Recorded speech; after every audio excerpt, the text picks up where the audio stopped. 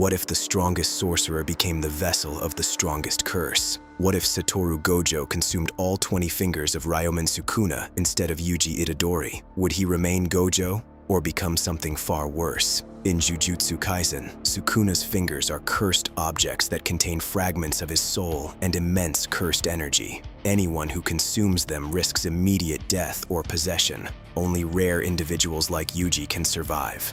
But Gojo is not a normal human. With the Six Eyes and the Limitless technique, Gojo possesses unmatched control over cursed energy. His efficiency is perfect. So the real question is, could Gojo survive all 20 fingers? The answer, realistically, is yes.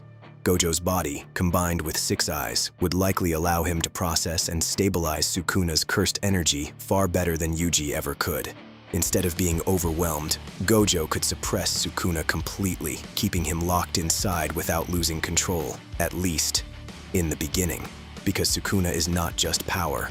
Sukuna is intelligence. He is one of the greatest Jujutsu users in history, a master of technique, strategy, and adaptation. If Sukuna were trapped inside Gojo, he wouldn't just wait. He would watch, he would learn, he would study Limitless, Infinity, and even Gojo's domain expansion, Unlimited Void. And unlike any opponent Gojo has ever faced, Sukuna would have unlimited time to understand everything from the inside. That's where things start to change. Inside a single body, two of the strongest beings in existence begin to coexist. And eventually, their powers begin to overlap. Imagine a domain clash happening within the same vessel. Unlimited Void versus Malevolent Shrine. But instead of one overpowering the other, something unstable forms. A hybrid domain.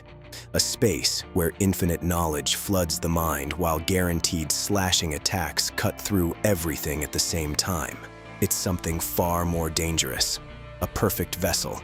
A being where Gojo maintains control most of the time, but Sukuna continues to evolve within him, growing stronger, smarter, and more adapted to Limitless itself, until eventually the line between them disappears, and the strongest sorcerer becomes the perfect king of curses. Maybe that's why Gojo never chose to consume the fingers. Not because he couldn't survive them, but because even he understood the risk. Because in the end, the only thing more dangerous than Sukuna would be Sukuna with Gojo's power.